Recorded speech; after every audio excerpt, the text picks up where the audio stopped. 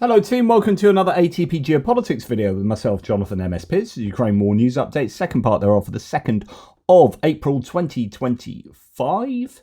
Forgot what year it was. We're going to do a military aid video looking at all sorts of things concerning aid to Ukraine.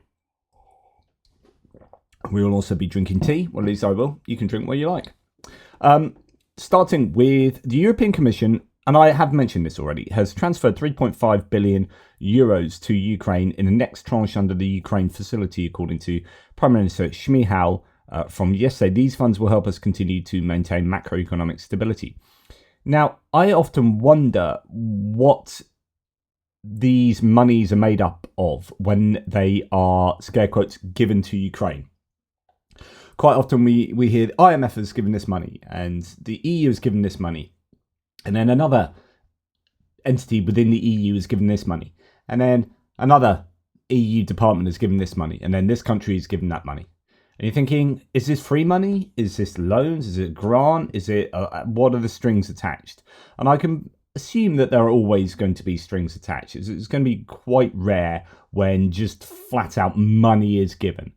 Even when it comes down to investing in the Ukrainian defense sector, I imagine there will be some strings attached, or it's going to be, we're going to be working with you, we want some feedback from that, we want this, we want that. You know, money comes with strings attached, basically. So it was interesting to then have no reports break this down. So EU transfers 3.5 billion euros to Ukraine under the Ukraine Facility Programme, 3.1 billion of which is in low interest loans. So Europe will get that money back. 400 million is in grants, and I presume they won't get that money back, but there'll be some kind of investment going on there. It will convey a benefit other than just Ukraine winning or whatever, because actually that's probably, those grants will probably be in other domains, right, than just military hardware and battle stuff. So funds will cover key budget expenses. Prime Minister Shmyhal said the total EU aid under the Ukraine facility now reaches 19.6 billion euros. And is that, I get confused because there's the $50 billion, euros worth of aid over 3 years, is it?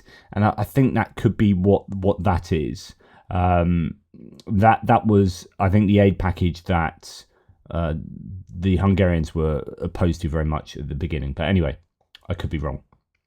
$18 million in the Ukraine to EU program, or an $18 million program, has been launched to support Ukraine's eventual European Union accession. So European Union is launching the Ukraine to EU program worth 16.7 million euros, $18 million to support Ukraine's preparation for EU membership.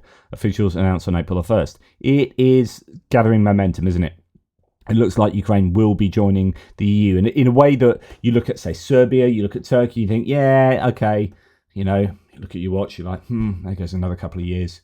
Yeah, you probably aren't. And when I was having arguments with my dad about Brexit, my dad's like, we can't, we've got to get out of Europe. There are going to be 80 million Turks here next year. I'm like, Dad, if you think that 80 million Turks are going to be in the EU, if you think Turkey's going to be joining the EU when they don't qualify on press freedom, on this, on that, they need to jump through hoops in order to do that. You are reading too many scary headlines.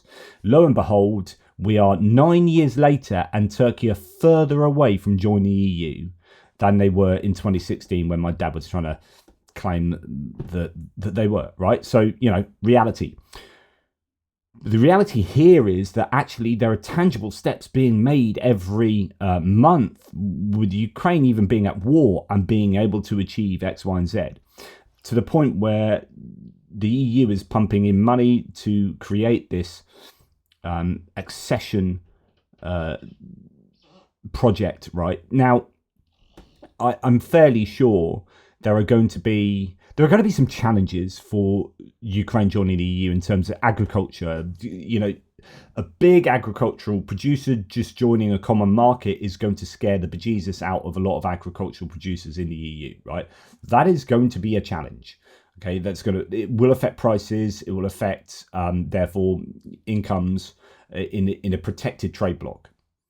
So there will be issues, but there will be benefits. And, I think as a move to get Ukraine into Europe, that you are seeing that you haven't seen with other countries from within the EU. They are trying to get Ukraine into Europe because I think it could be something to do with, well, there's probably lots of reasons, but one of the best ways to assure Ukraine's survival is to have it within a united group of countries. So NATO, if NATO's not going to happen, then EU could actually give it some real security guarantees going forward. And then, of course, you'd rather have Ukraine with you than against you. All of these, there will be so much strategizing going on, and they would have done cost-benefit analyses, SWOT analyses of Ukraine joining the EU, and come up with the conclusion that, we would rather have them in the EU. Thank you very much. Now, Annalena Baerbock went to Ukraine yesterday. She's in Kiev as the German foreign minister. It's going to be such a shame to see her not be the German foreign minister because the Greens aren't in the coalition with the CDU. It's just the CDU and SPD, unfortunately. But during a surprise, because I think she's really good, during a surprise visit to Ukraine today, Germany's Minister of Foreign Affairs, Annalena Baerbock, pledged another 130 million euros in humanitarian aid and stabilization funds for Ukraine.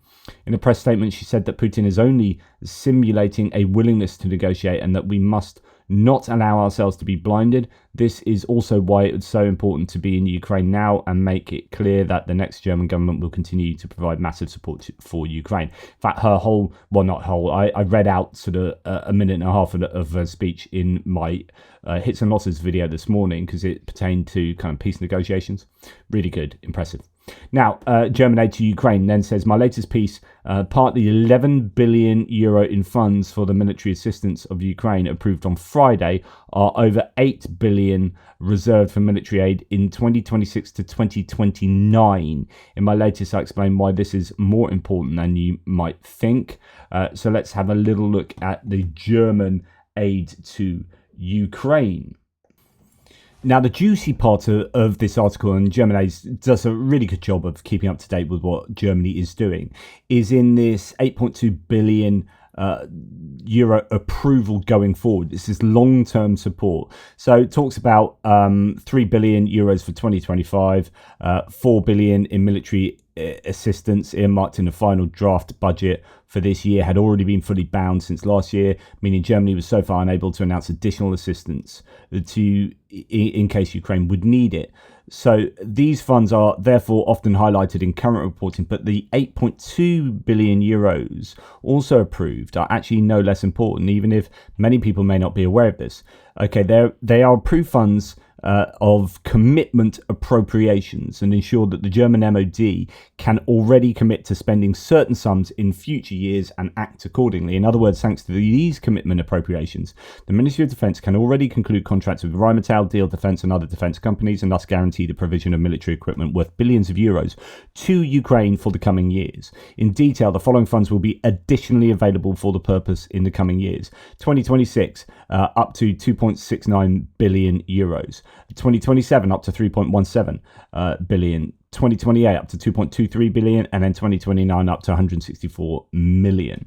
As a result, Germany is once again not only providing short-term support, but is also acting in as a long-term safety net for the Ukrainian army, and therefore overcoming an essential hurdle for long-term security guarantees. This could, for example, finally result in the conclusion of long-term contracts for the production and delivery of modern battle tanks, main battle tanks, and infantry fighting vehicles, which are, in my opinion, absolutely necessary. So apart from the deliveries via the German Ringtausch program, so this is where Germany is actually paying for stuff that comes from another country. So, for example, Germany might provide new tanks for, I don't know, I'm making this up, but Poland, and then Poland provides their older tanks to Ukraine. And you look at that and go, oh, well done, Poland, thanks for providing those tanks. But actually it's done because Germany, the generosity comes entirely from Germany.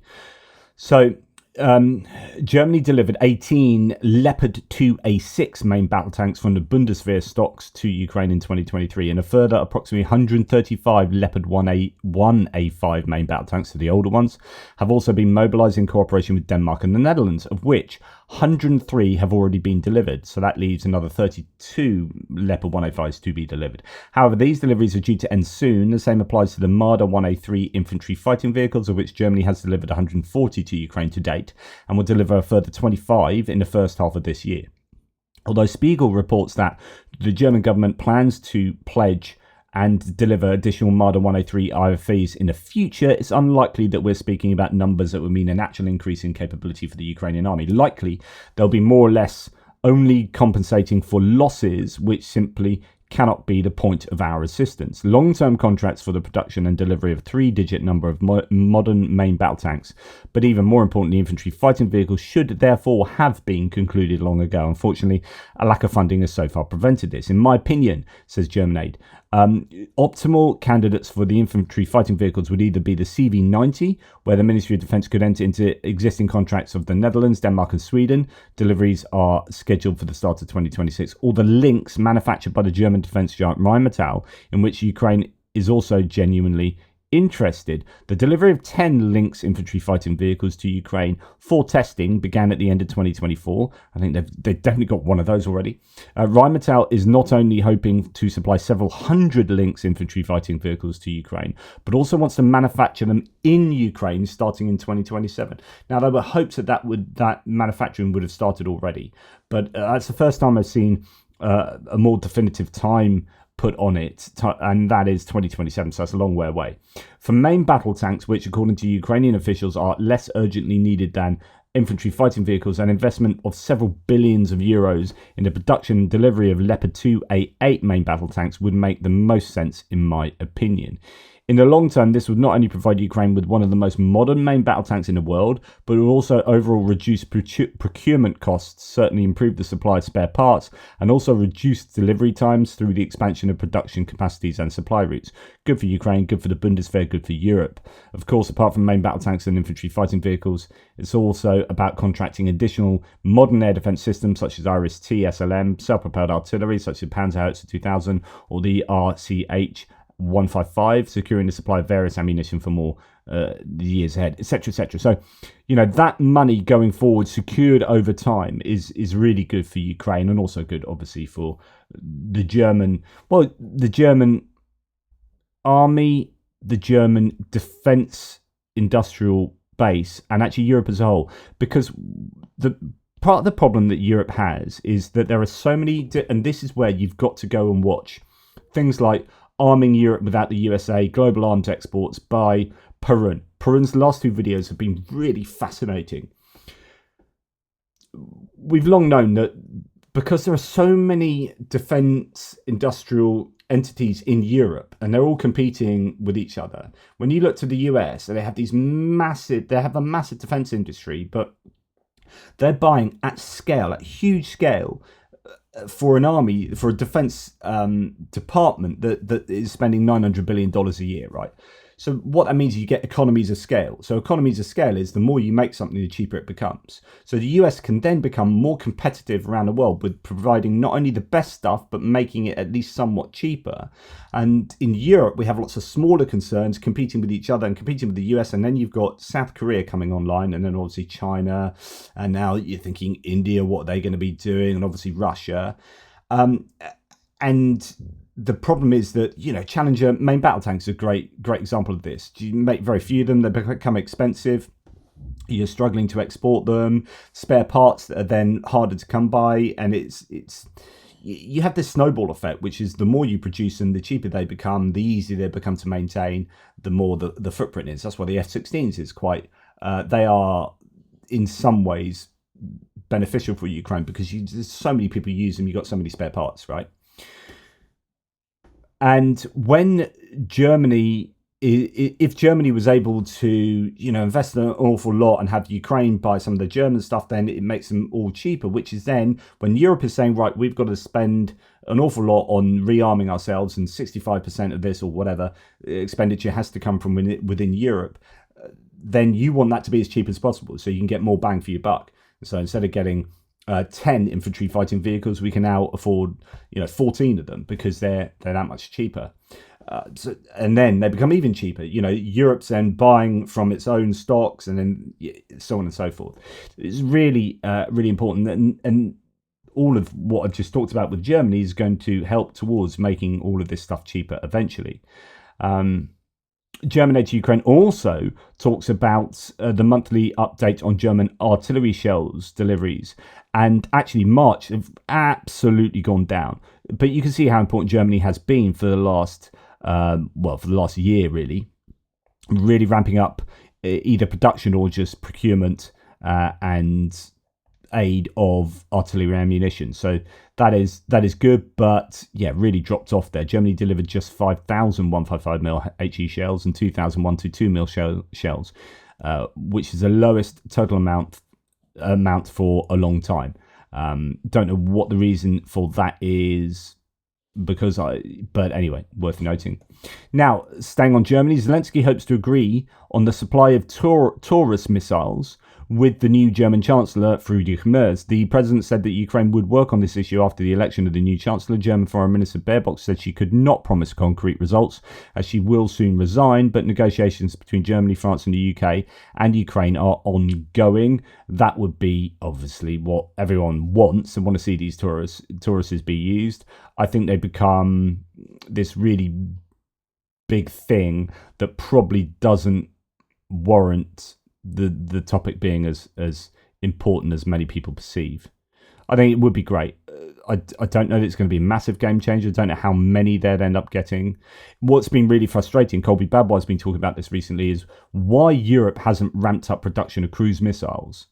Like, why they haven't invested that 2 years ago, 3 years ago, they should have been doing things, and they really haven't. And I don't quite know why. Right, this is a rare photo of a Ukrainian-produced Kraz 260 truck towing an M901 Patriot surface-to-air missile launcher. Now, my question is here, and I talked about this recently and somebody didn't believe me, but basically there's a difference between the German Patriot and the American Patriot. I mean, the US makes them, but where Germany has procured Patriots, they've put them on trucks, and that makes them much more mobile rather than being these units that get taken off trucks, these kind of almost palletized units. So the Americans have much more stationary Patriots, where the Germans have made them mobile.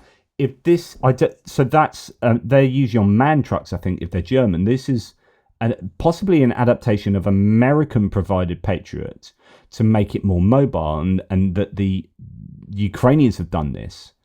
That is interesting.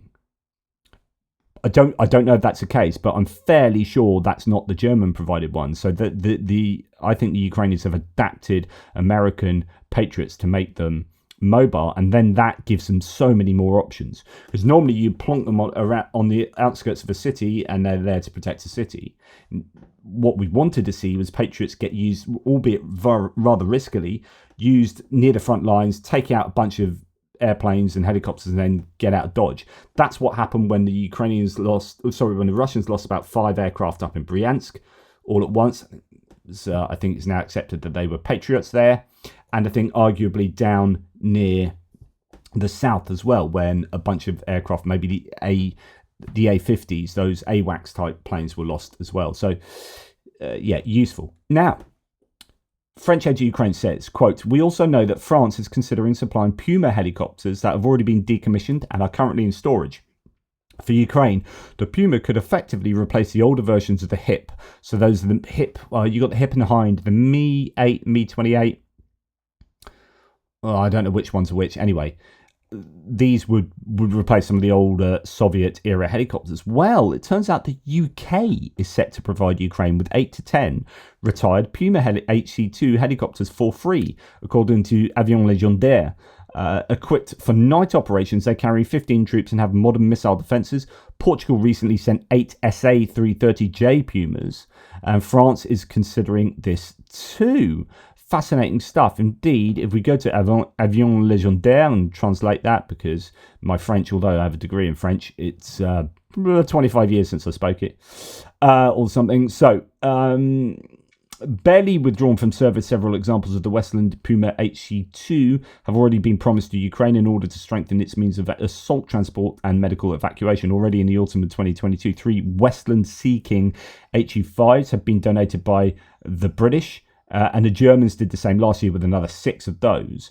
According to our sources, they say across the channel, the UK Ministry of Defence is preparing to provide free of charge between 8 and 10 Pumas, withdrawn from service yesterday. These would-be machines from number 33 Squadron, and therefore based until then in the south of England, somewhere near me, no doubt, as well as from number 2, the 230 Squadron, and therefore repatriated from Southeast Asia, where they were deployed in Brunei. One could say that these are old carcasses that London is preparing to deliver for Kiev, and we would be only very partially right, because yes, the Westland Puma HC2 are old helicopters, except they were submitted from scratch by the Eurocopter and the Airbus helicopter teams from 2012 to 2014 inclusive. The translation there's a bit funky. That's when they switched from the 1971 Puma HC1 standard to the HC2, which left active service on Monday, March 31st, 2025. In particular, they possess tactical night flight capability. It could work wonders against the Russian invader.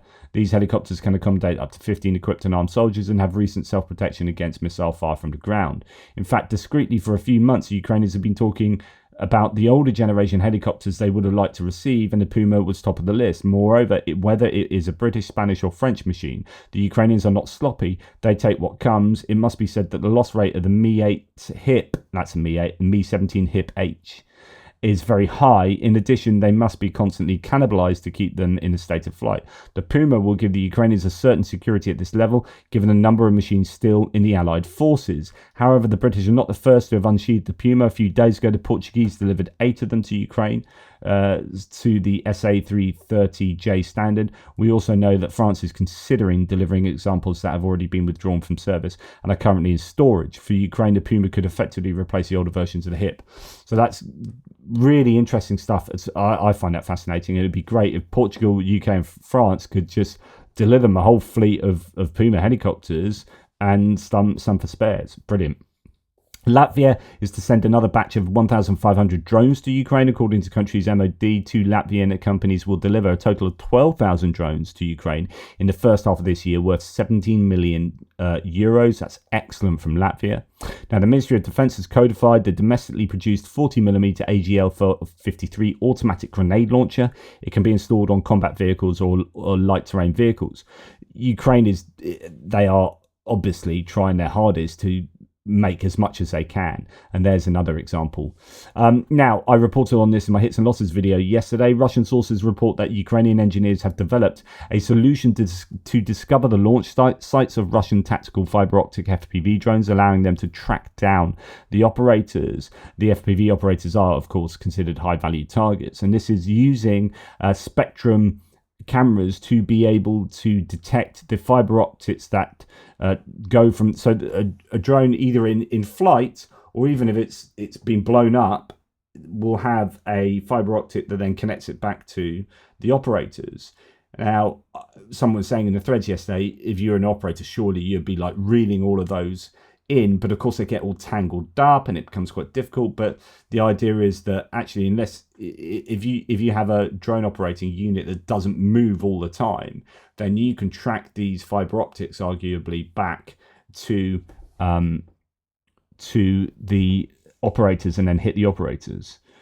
Fiber optics is almost an ideal light conductor. It's enough to properly illuminate a used line at night, after which a glowing endpoint, i.e. the launch site, can be easily detected. So to this source, after that, firepower is positioned in the area waiting for drone operators to appear, after which they deliver a strike. There are 2 solutions: change launch sites more frequently and implement a system for cutting off used lines.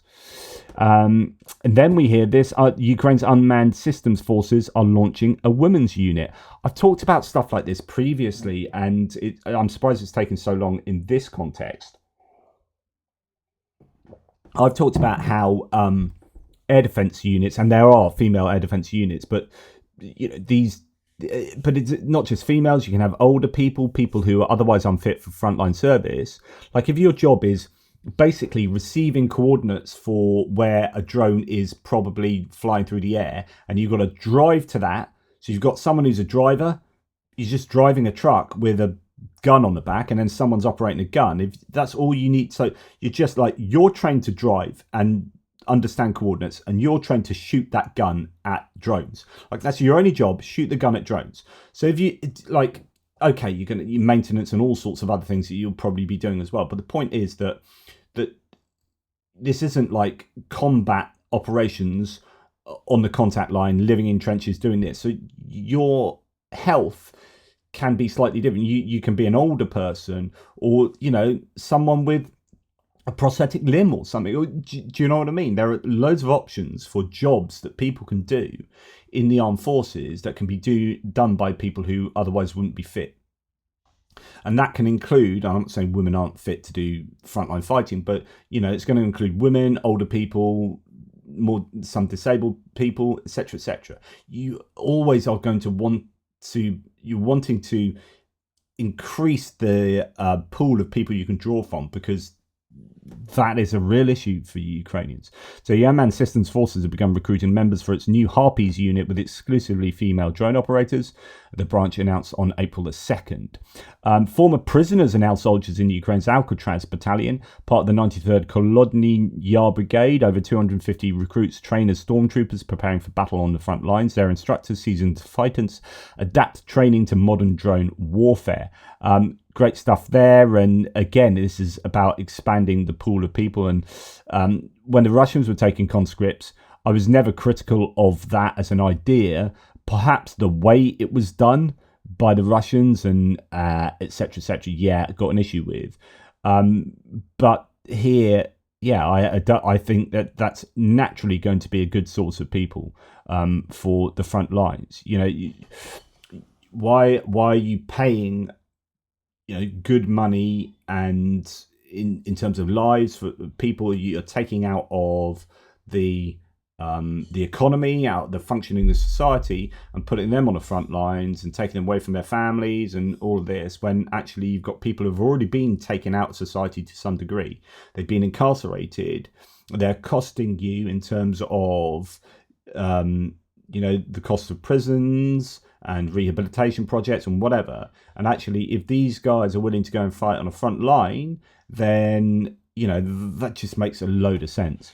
Now, the guy who is due to be, well, Trump's nominee to be the highest ranking military officer, has said Putin will continue the war into 2025 despite high casualties from continued operations, as he reviews the conflict as in his favor, Bloomberg is reporting. So this is good news. Now, although Kane is a real loyalist for Trump and has been quite obsequious to him, he is pro supporting Ukraine. But here's an interesting thing, and do you know what? I think you could sell this. So Kane indicated he supported sending military assistance to Ukraine, but that the US should focus on what unique capabilities only the US can provide, while Europe increases its share of support. So Europe is increasing its share of support, and yeah, all that is happening. But actually the US said, right, we're not going to just provide everything. We are just going to focus on what only the US can provide, where we have that capability asymmetry. And that could be like intelligence, radars, certainly Patriots, anti-ballistic missile protection and that kind of stuff. You know, just focus on that and you guys do everything else. Absolutely don't have too much of an issue with that. Now, the US is pushing back against EU plans to curb American arms sales.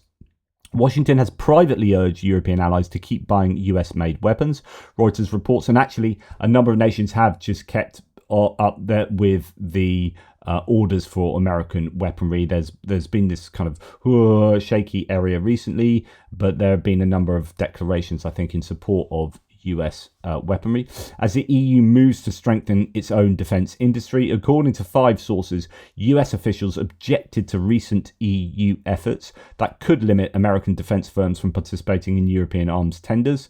The pressure comes as Brussels pushes to localise production and reduce reliance on non-European suppliers, a move that could reshape the transatlantic defence market. And I think with the trade war going on starting today, and we're going to wait to see what the details are, but I think it's just going to be massive across the board tariffs on the EU, on everyone in the world, that's going to reopen this or exacerbate this issue and the debate.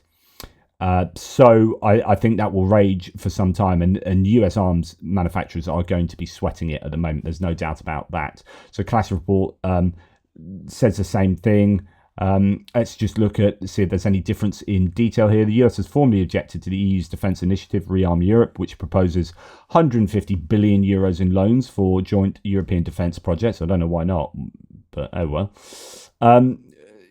Washington is concerned the plan sidelines US defence firms, and of course this throws up the pure incoherence in the American approach, which is, you guys need to stand up on your own. And by the way, can I just say, I freaking told you so. I absolutely said this a million times. It's like, the more you push the EU away, the more you are going to be independent of the US, and the more the US is going to hurt because actually we're not buying their stuff.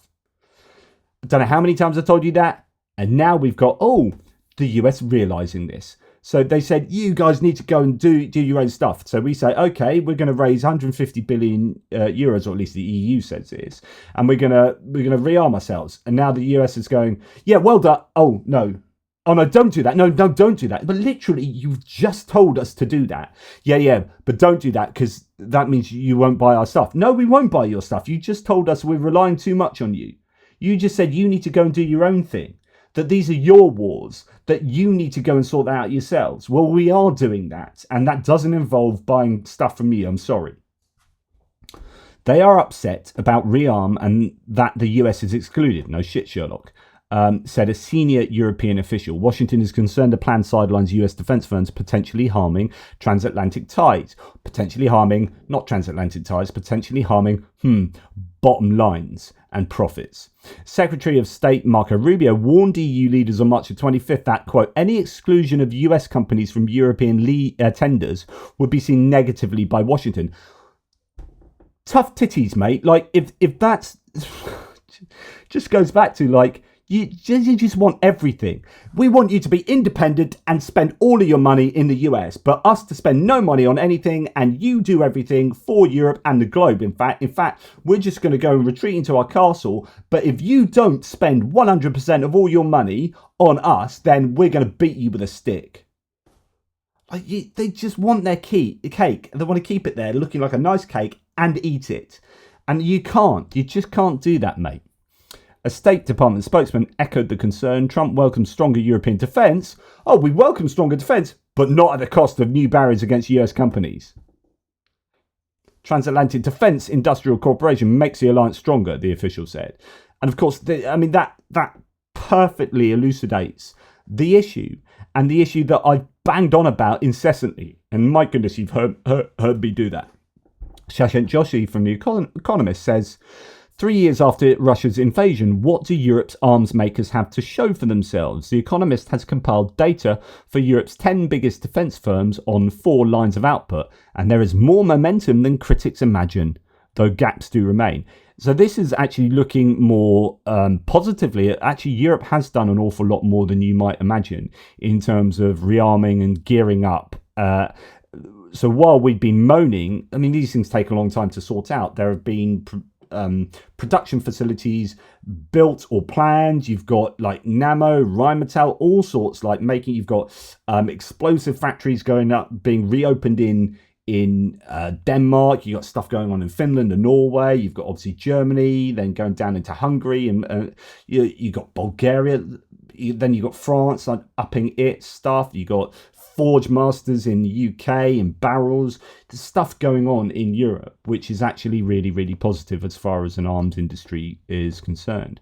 A BBC article as well has discussed how the Finnish defence tech sector is now on the map. Helsinki is among the 5 top cities in Europe for defence, security and resilience investments. So for my many Finnish supporters out there and viewers, you know, Finland's playing a really important role, as are Norway, of course, Sweden and Denmark and the Baltic nations. Now, talking about Norway, Colby Babwa reports from, this is, don't know where that's from, might be from, yeah, I don't know. I was going to say the Financial Times, so it's not quite pink enough. The opposition Conservative and Progress parties are vowing to overturn a rule in Norway banning the $1.8 trillion sovereign wealth fund from investing in defence contractors. So they're not allowed to invest in defence, obviously taking an ethical stance there. Similar ESG policies across the financial sector in Europe are a major problem for the defence industry. Allowing the sector to have a greater access to capital markets would be a major boost to the continent's production capacity. Norway heads to the polls in September. It could be a change there that could help Europe to rearm. Now, Sweden, this we know about this, but as in the $1.6 billion aid package from Sweden that I announced yesterday, day before, but actually Paul Jonsson, the Defence Minister, put some meat on the bones. Today, Sweden presented its largest, which was the 31st of March, largest military support package to Ukraine to date, valued at $1.6 billion. The package includes, among other things, support for Ukraine's defence, artillery, satellite communications and maritime capacity. The Swedish Defence Materiel Administration, FMV, has mapped the market's ability to produce defence material with short delivery times of about 0 to 24 months. Sweden will, in this package, procure new equipment from the defence industry for about $912 million. Much of the international military support goes through multilateral initiatives, coalitions within the Ukraine Defence Contact Group and purchases from Ukrainian defence industries for donations. Sweden will donate about $465 million to these funds and initiatives. So, in other words, $912 million goes to buying their own stuff and like an economic stimulus, if you like, inside Sweden. 465 goes to so half as much as that goes towards other initiatives through the contact group and Ukraine itself. The support package also includes material from the Swedish Armed Forces and spare parts for previously donated aid at about $93 million. This new aid includes M58 machine guns, ammunition, approximately 100 types of various vehicles of various types for air-based maintenance and more. Interesting. An export guarantee will also be introduced for defence exports to supplement procurement for donations to Ukraine. This means more companies can support Ukraine by providing requested material alongside the Swedish FMV's procurement. $46 million is allocated for this. FMV will also be tasked with identifying, testing and funding military solutions from small tech companies that need to be verified or scaled up for military purposes in Ukraine. Through this, Sweden is establishing a form of Dragon's Den. So for the American audience, that's Shark's Tank. So Dragon's Den, I think, was the original show where you go and you present your idea for a company or whatever to a bunch of millionaires and they go, yeah, I'm going to invest. No, I'm not going to invest. So they kind of want to do a form of that for small startups and similar to see if what their product is worth scaling up for military support to Ukraine. So that's really cool. As mentioned, go and check Perun arming Europe without the USA. That's a fascinating video where he says, right, across from like ships to submarines, airplanes to refuelers to tanks and infantry fighting vehicles. What if Europe had to build up a European defence force from stuff that's only made in Europe, not relying on the US? What would you buy? What would it look like? Where would it come from? Fascinating video. Right, we're going to go to a short section on Russia here. Russians claim that the two-man FPV video transmitter encodes analog signals and that only the selected controller can decode the signal. This would prevent Ukraine intercepting the video signals and possibly determine the FPV location on the launch point. This is a counter measure as far as I can work out. So there's been this ability for and I think it's described here, for the Ukrainians to take control of Russian drones. And I have heard this. I was speaking to Greg in Ukraine when he had just been in a command center and seen the Ukrainians take control of a Russian drone. Like literally it's flying, then they hooked into its video feed and then took control of it and then flew it back against the Russians.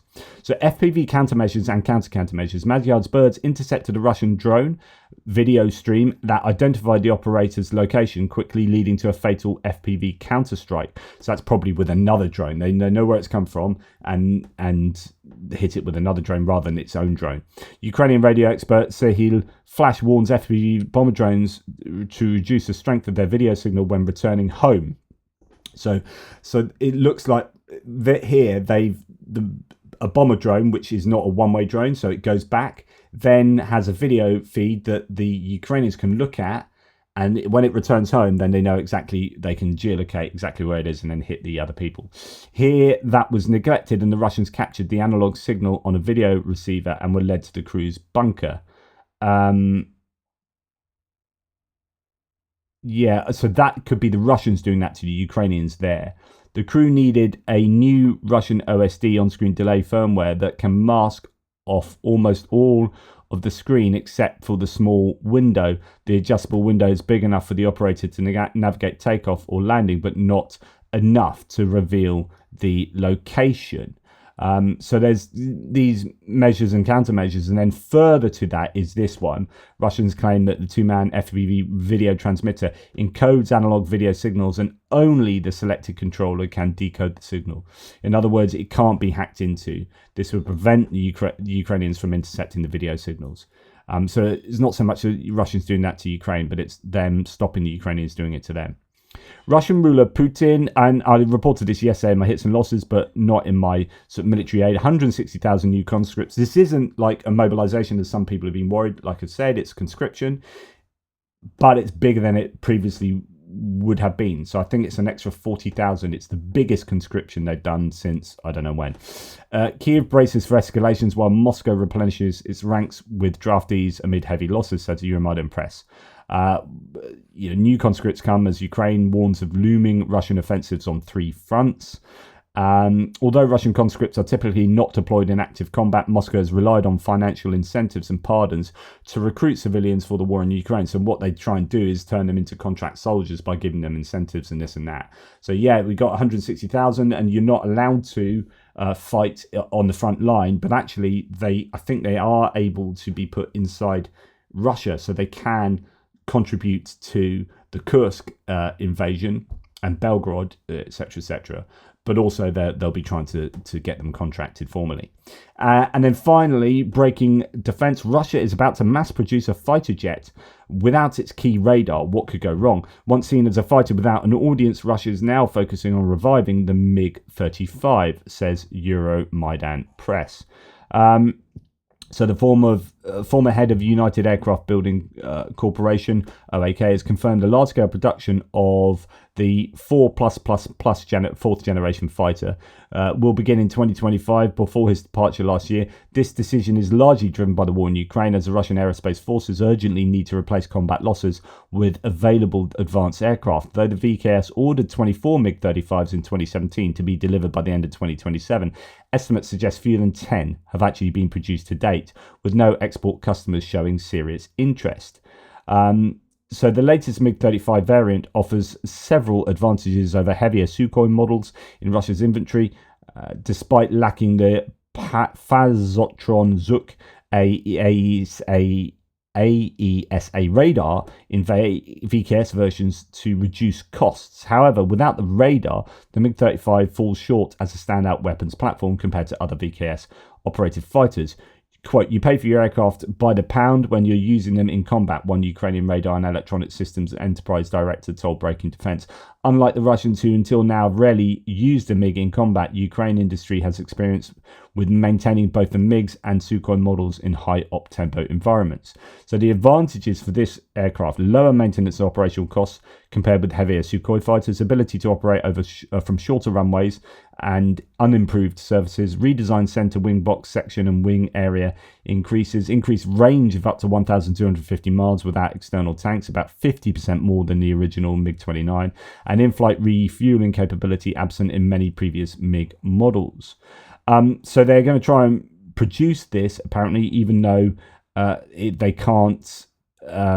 It's a weapon platform without an audience, even though it doesn't have the radar that it would would like. So the challenges: severe manpower shortages in Russian defense plants, disrupted or non-existent supply chains for MiG components, production capacity concerns, as the massive Znamya Truda plant in Moscow that once built hundreds of MiG-29s has been largely abandoned. Remaining assembly orders shifted to the smaller Lukovitsi machine building plant, and uncertainty around radar production, mainly that aforementioned radar for new units. So, if you don't have radar on board, then you're in a bit of trouble. So, I don't know what you're going to use it for, mainly just dropping bombs, I presume. But anyway, that has been claimed in Breaking Defense. That's enough from me. Thank you very much for watching. Take care, guys, and I'll speak to you soon.